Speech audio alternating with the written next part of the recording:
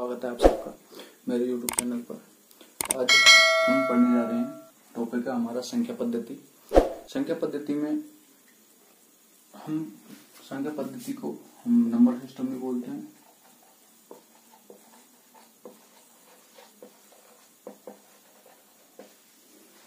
दोस्तों, संख्या पद्धति पढ़ने से पहले हमें संख्याओं के बारे में कुछ जानना होगा। जैसे संख्याएं 0 से स्टार्ट होती हैं, 0, 1, 2, 3, ये 9 तक चलती हैं। ठीक है, ये 1 से लेकर 9 तक हैं, ये तो है नेचुरल नंबर अर्थात प्राकृतिक संख्या।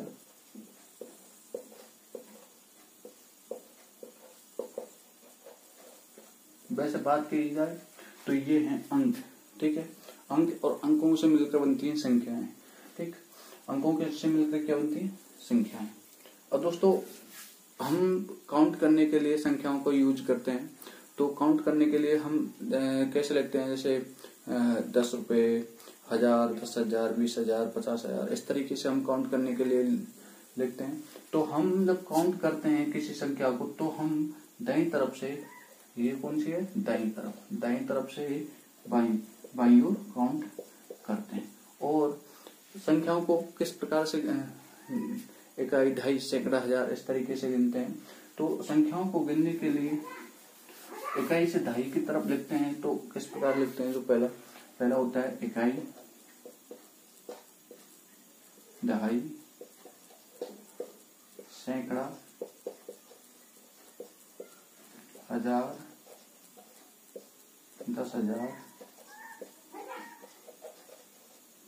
लाख, 10 लाख, करोड़, 10 करोड़, अरब, 10 अरब, खरब, 10 खरब, 10 खरब, नील, 10 नील, पदम, 10 पदम। ठीक है, पदम, 10 पदम, शंख, और अंत में हमारी महाशंख। ठीक है, इस तरीके से हम संख्याओं को लिखने के लिए यूज लेते हैं। सबसे पहले जो हम दाईं ओर से बाईं ओर लिखते हैं। ठीक है, संख्याओं को लिखते हैं। तो पहला अंक होता है इकाई, दूसरा दहाई, सैकड़ा, हजार, 10,000, लाख, 10 लाख, करोड़, 10 करोड़, अरब, 10 अरब, खरब, 10 खरब, नील, 10 नील, पदम, 10 पदम, शंख और महाशंख। इस तरीके से संख्याओं को लिखते हैं। ठीक है, तो संख्याओं की तो वैल्यू होती है जिनको हमें जानना होगा। टेस्टर का होगा,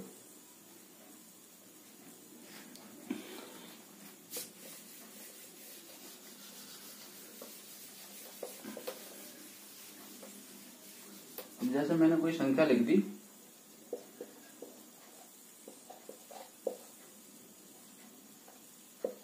ठीक है, तो इस संख्याओं को लिखने के लिए हम किस तरीके से काउंट करते हैं? इकाई, दहाई, सैकड़ा, 10,000, लाख, 10 लाख, करोड़ और 10 करोड़। तो इसको कैसे लिखेंगे? 24 करोड़। क्या?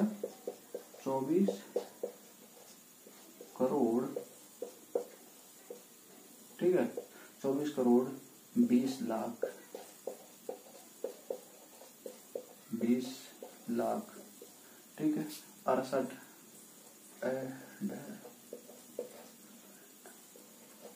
68,000, 800, 8,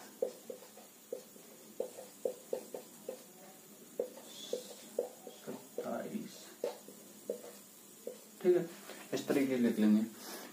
और दोस्तों, आपने सबने सुना होगा संख्याओं का स्थानीय मान। ठीक है, संख्याओं का स्थानीय मान सब पे आता होगा जहां तक, लेकिन फिर भी मैं बताना चाहूंगा। कोई संख्या लिख ली जैसे मैंने, दोस्तों संख्याएं जो होती हैं, संख्याओं के दो मान होते हैं, संख्या के दो मान होते हैं, एक तो होता है प्लेस वैल्यू और एक होता है लोकल वैल्यू।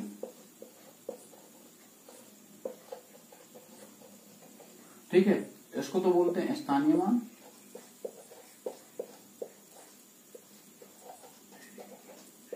और ये कहलाता है जातीय मान। जहां तक मैं समझ पा रहा हूं स्थानीय मान सबको आता होगा। ठीक है, स्थानीय मान सबको आता होगा, फिर भी एक बार देख लेते हैं। ठीक, जब हम प्लेस वैल्यू निकालते हैं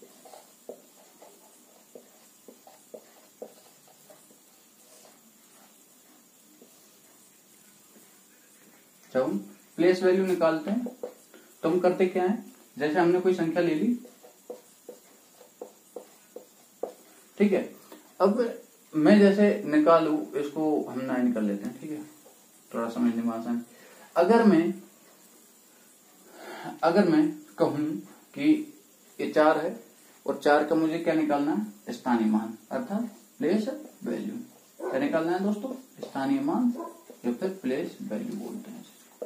ठीक है, अब मैं 4 का जब स्थानीय मान निकालूंगा तो मैं इधर से काउंट करूंगा, इधर से इधर की तरफ अर्थात दाएं से बाएं की तरफ। देखते हैं इकाई और दहाई, 4 अंक कितने पे, दहाई पे, तो दहाई के लिए हम गुणा करते हैं 10 से। उसी तरीके से अगर सैकड़ा पे हो तो हम गुणा करते हैं 100 से, अगर 1000 पे है तो 1000 से गुणा करते हैं उस संख्या में, और अगर 10,000 है तो 10,000 वाले में 10,000 से गुणा कर देते हैं। ठीक है, अगर मैं कहूं जैसे अब स्थानीय मान निकालने के लिए, देखिए अब मैंने 4 का स्थानीय मान निकाला कितने पे, इकाई और दहाई पे, तो मैं 4 का गुणा 10 से कर दूंगा। ठीक है, तो 40 इसका स्थानीय मान। अगर मैं बात करूं अगली कि जैसे 6 है, 6 का अगर मैं स्थानीय मान निकालता हूं, ठीक है, 6 का मैं अगर स्थानीय मान निकालूं तो 6 देखते हैं कौन सी स्थान पे है। इधर से काउंट करते हैं दाईं तरफ से, इकाई, दहाई, सैकड़ा, हजार और 10,000। ठीक है, तो 6 का गुणा हम कितने से कर देंगे, 10,000 से। ठीक है, तो ये इसका स्थानीय मान आ जाएगा। अब मैं बात करूं अगली कौन सी है, लोकल वैल्यू।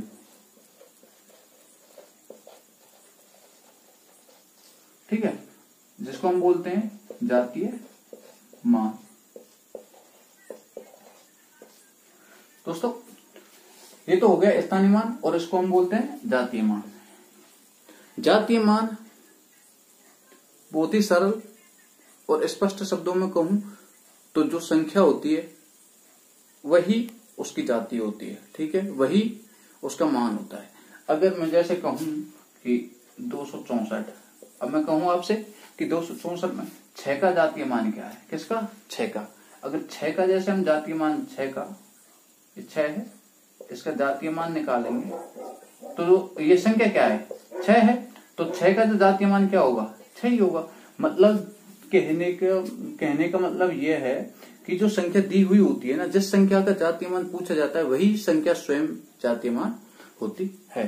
ठीक है, अब इस पे आधारित एक सवाल कर लेते हैं।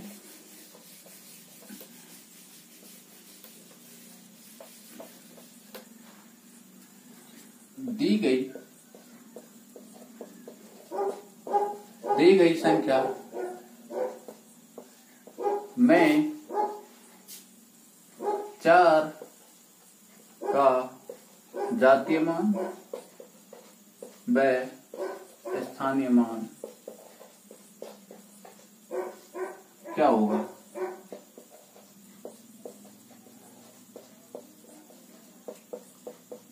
अब कोई संख्या दी गई है,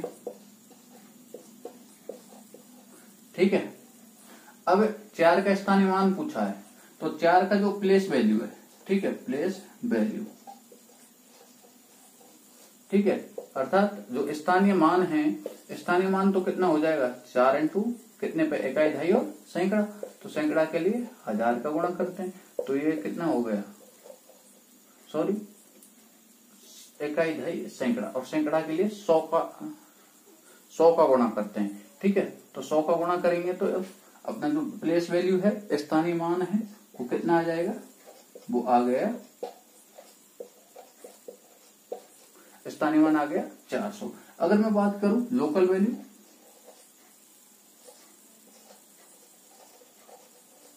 अर्थात जातीय मान, तो संख्या 4 का अगर मैं जातीय मान निकालूं तो 4 ही है, वो जातीय मान हो जाएगा। मतलब जो संख्या जिसकी पूछा है वही संख्या उसका जातीय मान होगी। ठीक है, तो इसका जो स्थानीय मान है वो तो हो गया 400, और अगर जातीय मान की बात करूं तो वो हो गया 4। इसी तरीके से एक अगला सवाल कर लेते हैं।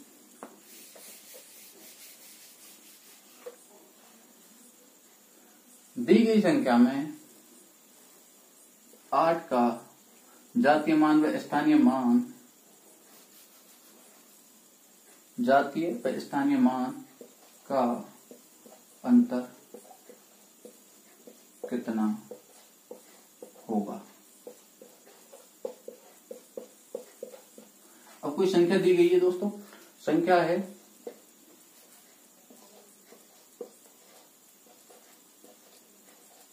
ठीक है, इसको यहां लेके माना ये संख्या है। ठीक है, अब इसमें 8 का जातीय मान और स्थानीय मान का अंतर पूछ रहा है। सबसे पहले हमको क्या निकालना है, स्थानीय मान। ठीक है, क्या निकालना है दोस्तों, हमें स्थानीय मान। और स्थानीय मान कितना होगा 8 का, स्थानीय मान किसका निकालना है 8 का। तो 8 कितने पे है, इधर से काउंट करेंगे ना, है इकाई, दहाई, सैकड़ा और हजार। तो 8 है, तो 8 का स्थानीय मान कैसे निकालेंगे, 1000 गुणा कर देंगे। ठीक है, क्योंकि 1000 पे है तो 8000 इसका स्थानीय मान आ गया। ठीक है, उसके बाद में बात करते हैं हम जातीय मान, जातीय मान की। तो 8 का जो जातीय मान है वो 8 ही होगा, जो संख्या है वही उसका जातीय मान होगी, तो 8। ठीक है, अब स्थानीय मान और जातीय मान का अंतर हमें ज्ञात करना है। ठीक है, तो एक तो हो गई प्लेस वैल्यू पीवी, ठीक है, और माइनस एक हो गई लोकल वैल्यू एलबी।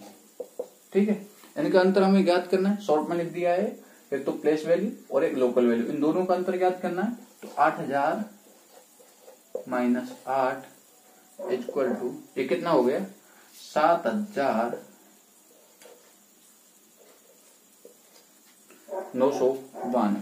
ये हमारा स्थानीय मान और जातीय मान का अंतर ज्ञात हो जाएगा, ये इसका अंतर निकल आएगा।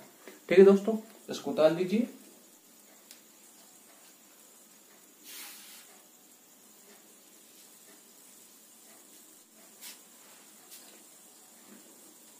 ठीक है, उतार लिया होगा। अब आगे अगर मैं बात करूं जैसे शून्य का, अब मैं इसी प्रश्न को ऐसे कर दूं कि शून्य का जातीय मान व स्थानीय मान का अंतर कितना होगा। ठीक है, तो शून्य का जो स्थानीय मान है वो कितना हो जाएगा,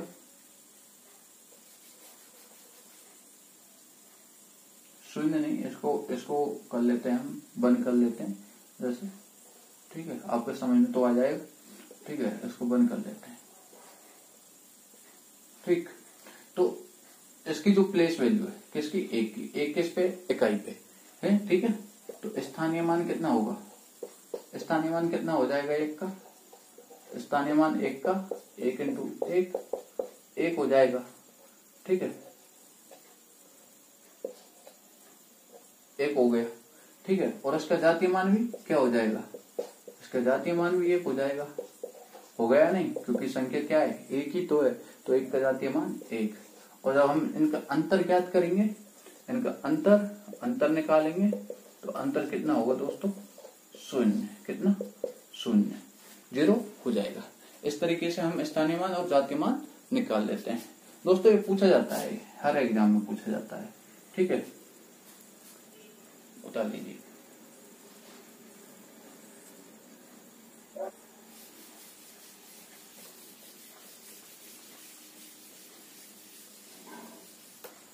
आगे नंबर सिस्टम अगर हम बात करें तो विभक्ति के नियम। ठीक है, विभक्ति या विभाजन के नियम या फिर विभक्ति के नियम।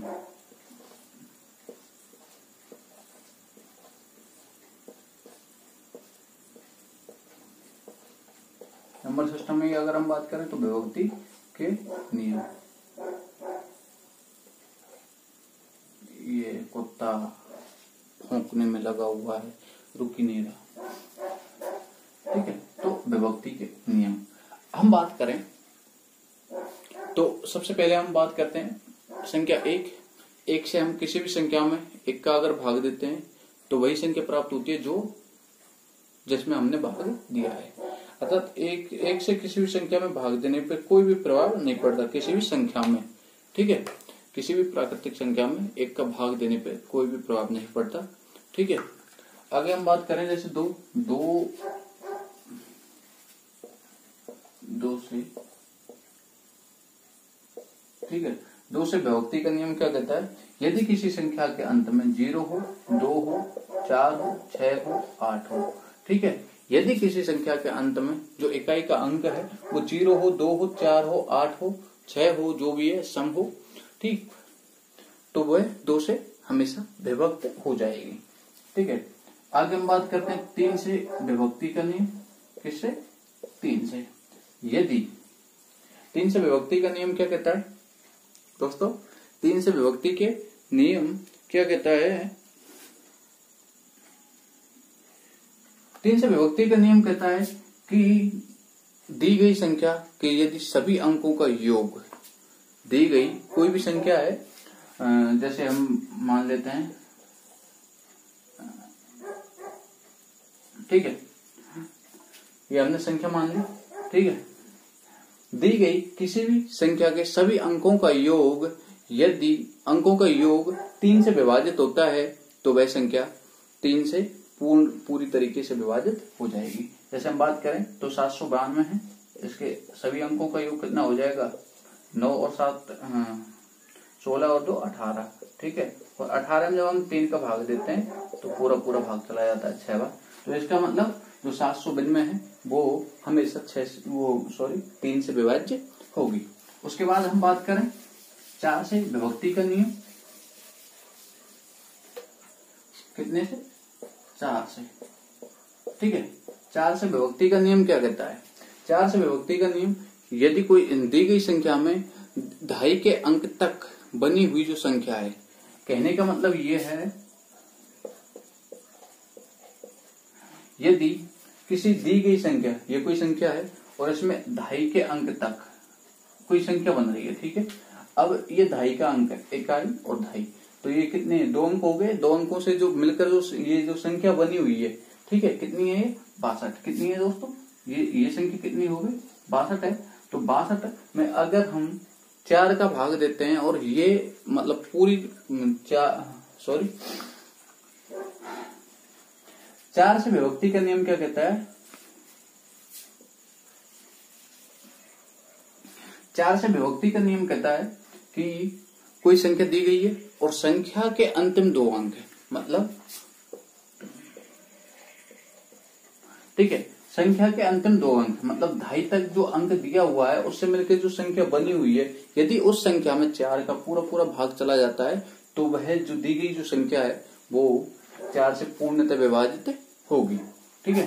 तो जैसे हम बात करें तो 62 है, अंतिम 2 अंकों से मिलकर बनी जो संख्या है 2.5 तक, तो अगर हम इसमें 4 का भाग दें और 4 का पूरा भाग चला जाए, ठीक है, कितना है 6 एकम 6 और 4 पंजे 20, नहीं जा रहा क्योंकि 2 शेष फल बच रहा है, इसमें 2 शेष फल बच रहा है, ठीक है। तो ये संख्या 4 से पूरी तरीके से विभाजित नहीं होगी। जैसे हम बात कर लेते हैं, ठीक, अब 2.5 तक 4 से विभक्ति का नियम क्या कहता है कि 2.5 तक के अंकों से मिलकर बनी संख्या में यदि हम 4 का भाग देते हैं और वह पूरी तरीके से विभाजित हो जाती है तो वो जो दी गई जो संख्या है वो पूर्णतः 4 से विभाजित होगी। तो इसमें क्या है 24, ठीक है, और 24 को हम 4 से विभाजित करते हैं तो 6 बार, ठीक है, इसका मतलब है पूरी तरीके से विभाजित हो जाएगी, ठीक है।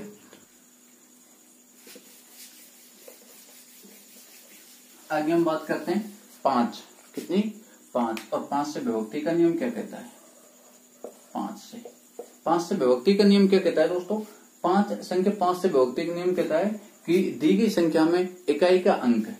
कौन सा? इकाई अंक। कौन सा अंक? इकाई अंक या तो 5 हो, या तो 5 हो, और या फिर 0 हो। ठीक है, तो जो संख्या होगी वो 5 से पूरी तरीके से विभाजित हो जाएगी। आगे हम बात करते हैं 6 से विभक्ति का नियम। 6 से यदि कोई दी गई संख्या 2 से विभाजन के जो विभक्ति के नियम का पालन करती हो और 3 से विभक्ति के नियम के पालन करती हो तो वह संख्या 6 से पूर्णतः विभाजित हो जाएगी। 2 से विभक्ति का नियम क्या कहता है कि इकाई का अंक 0 हो, 2 हो, 4 हो, 6 हो, 8 हो। और 3 से विभक्ति का नियम क्या कहता है कि संख्याओं का योग 3 से विभाजित हो जाना चाहिए। जो दी गई जो संख्या है उसमें अंकों का योग 3 से विभाजित हो जाना चाहिए। ठीक है, तो वो संख्या 3 से विभाजित हो जाती है। अगर इन दोनों नियमों का पालन करता है, ठीक है, तो 6 से विभाजित हो जाएगी वो संख्या। आगे बात करते हैं 7 से विभाजन का नियम। ठीक है दोस्तों, ये बहुत ही इंपॉर्टेंट है। 7 से विभाजन का नियम। 7 से विभाजन का नियम। ठीक है, 7 से विभाजन का नियम। दोस्तों हम बात करते हैं कोई संख्या दी गई है, जैसे इसको समझने का प्रयास करें क्योंकि बहुत ही ज्यादा इंपॉर्टेंट है। कैसे इंपॉर्टेंट है? बात करें कोई संख्या दी गई है हमको, जैसे हम एक संख्या ले लेते हैं कोई भी 882 ले ली। ठीक है, तो हमें करना क्या है? हमें करना यह है कि जो इकाई का अंक है उसका दोगुना करके जो शेष जो संख्या बची हुई है उसमें से घटा देना है। ठीक है, 7 से विभक्ति का नियम क्या कहता है कि दी गई संख्या में इकाई के अंक का क्या करना है दोस्तों? दोगुना। क्या करना है? दोगुना। दोगुना करना है, और दोगुना करने पे कितना हो जाएगा? 4। और ये घटा देना है बची हुई संख्या में से, शेष बची हुई संख्या में से। समझ गए? ठीक है, कहने का मतलब ये है, जैसे ये सवाल है, प्रश्न है 882, इसमें इकाई का अंक है 2 और 2 का क्या करना है हमको? दोगुना।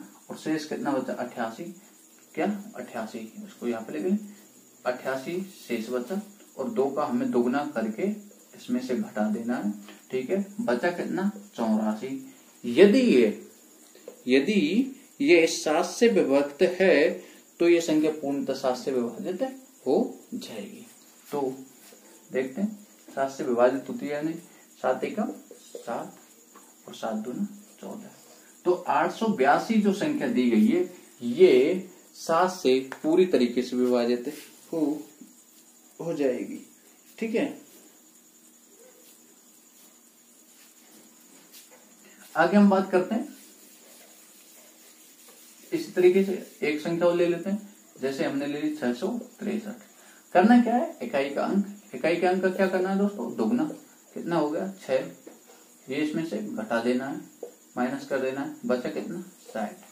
ठीक है, और 60 में हम 7 के भाग देंगे। 7 7 59 7 8 56। 4 बच रहा है शेष पर, इसका मतलब ये भाग नहीं जा रहा है पूरी तरीके से। तो ये जो 663 है ये 7 से पूरी तरीके से विभाजित नहीं होगी।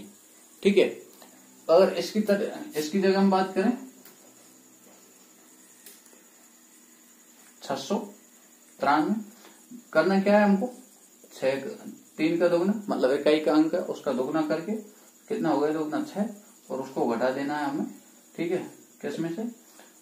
जो बाकी की जो शेष संख्या है उसमें से कितना बचा? 63। और 63 में यदि हम 7 को भाग देते हैं तो बार जाता है। ठीक है, तो इसका मतलब ये जो संख्या है, जो ये 693 जो संख्या है, ये 7 से पूरी तरीके से विभाजित हो जाएगी। ठीक है, अगला हमारा नियम आता है 8 का। ठीक है, ये भी दोस्तों 2 और 4 की तरह ही है, बस फर्क सिर्फ इतना है कि 2 में तो इकाई के अंक में भाग दिया था हमने। ठीक है, यदि वो पूरी तरीके से विभाजित हो गया था तो 2 से वो संख्या पूर्णतः विभाजित थी। 4 आने पे हमने 2 अंकों वाली संख्या ली, मतलब इकाई और दहाई के अंक दोनों। ठीक है, अब 8 से विभाजन का नियम क्या कहता है? 8 से विभाजन का नियम कहता है कि कोई संख्या दी गई है, संख्या की अगर हम बात करें संख्या, जैसे ठीक है, संख्या की अगर हम बात करें 8 से विभक्ति का नियम क्या कहता है कि कोई संख्या दी गई है और दी गई संख्या में सैकड़ा तक के अंकों से बनी संख्या यदि 8 से विभाजित होती है तो वह संख्या पूर्णतः 8 से विभाजित हो जाएगी। तो इकाई, दहाई और सैकड़ा ये 3 अंकों की संख्या बनेगी। ठीक है, इधर से हमको काउंट करने हैं अक्सर। ठीक है, 1 2 3, 3 अंकों से बनी संख्या कितनी है? 416, और इसमें 8 से विभाजित भाग देंगे। अगर 8 से इसमें भाग चला जाता है, ठीक है, 8 से यदि ये पूरी तरीके से विभाजित हो जाती है तो ये जो संख्या है, दी गई संख्या, ये पूर्णतः 8 से विभाजित हो जाएगी। अब 8 पंच 40 और 8 2 16, इसका मतलब ये पूरी तरीके से विभाज्य हो गई। ठीक है, तो इसका मतलब ये जो संख्या है 8 से पूरी तरीके से विभाजित हो जाएगी। समझे? इसी तरीके से 9 से विभक्ति का नियम क्या कहता है दोस्तों? 9, 3 का और 9 का जो विभक्ति का नियम है वो सेम है। ठीक है, लेकिन उसमें क्या है कि संख्याओं के अंकों का योग यदि 3 से विभाजित है तो वो 3 से वो संख्या पूरी तरीके से विभाजित हो जाएगी। लेकिन 9 से जो विभक्ति का नियम क्या कहता है कि संख्या के अंकों का योग, संख्या के अंकों का योग यदि 9 से विभाजित हो, किससे? 9 से पूरी तरीके से विभाजित हो तो वह संख्या 9 से विभाजित हो जाएगी। ठीक है, जैसे बात कर लेते हैं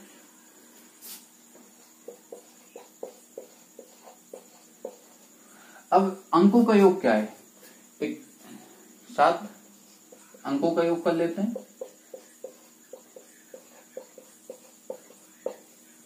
7 5 12 और 4 16, 16 और 6 22 और 2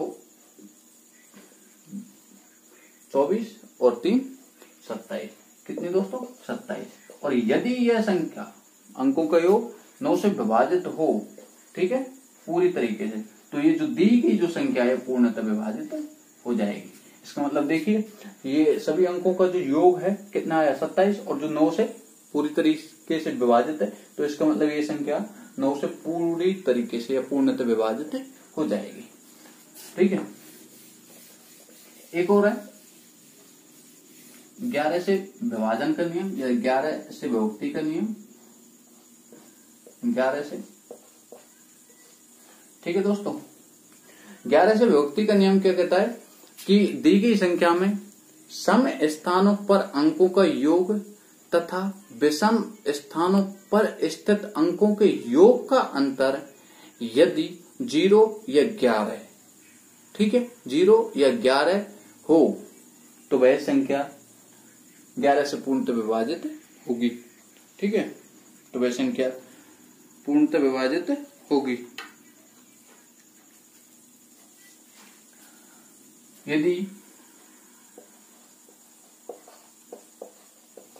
दी गई संख्या में सम स्थानों पर स्थित अंकों का योग विषम स्थानों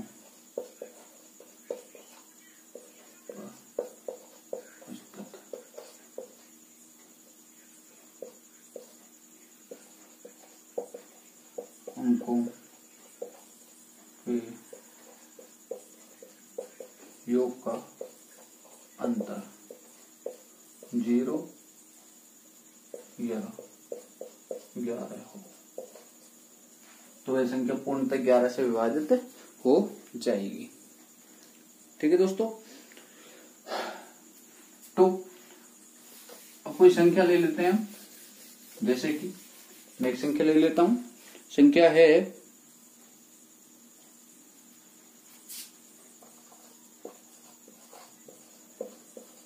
दोस्तों, सबसे पहले बात ये कि हमेशा अंकों का जो चयन है, जो अंकों के स्थानों का जो चयन है वो दाएं तरफ से बाएं तरफ की ओर करना है। ठीक है, इधर से नहीं करना है, इधर से काउंट करना है इकाई के अंक की तरफ से।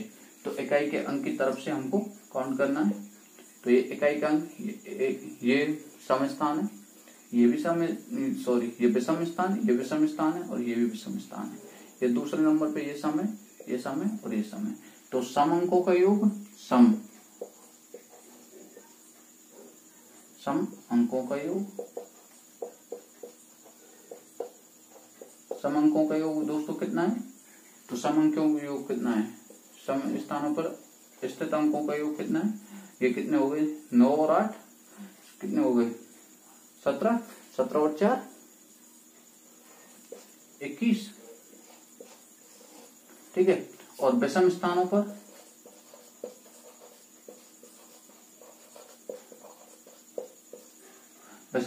अंकों का योग कितना है? 3, 2, 5 और 5, 10। ठीक है, और इनका अंतर कितना है दोस्तों? इनका अंतर कितना है? इनका अंतर है 11। अब कहा क्या था कि सम स्थानों पर अंकों का योग तथा विषम स्थानों पर अंकों के योग का अंतर 0 या 11 हो तो वह संख्या पूर्णतः 11 से विभाजित हो जाएगी। तो अंतर कितना आया? 11। तो ये जो संख्या दी गई है ये संख्या 11 से पूर्णतः विभाजित हो जाएगी। दोस्तों आज के लिए बस इतना ही, आगे मिलते हैं अगली क्लास में, आगे बढ़ाते हैं इस टॉपिक को और आप जुड़े रहिए मेरे साथ। आज के लिए बस इतना ही दोस्तों। मैं उम्मीद करता हूँ कि आप लोग सब लोग ठीक होंगे, अच्छे होंगे, स्वस्थ होंगे, मस्त होंगे। आप अपने माता पिता का ख्याल रखें, अपना भी रखें, आगे बढ़ते रहें और कभी भी हार नहीं माने। जिंदगी में मुसीबतें आती रहती हैं, लोग बोलते रहते हैं, लोगों का काम है बोलना और अपना काम है सुनना। सुनते रहो और नकारते रहो। ठीक है, तो आज के लिए बस नहीं। थैंक यू, धन्यवाद।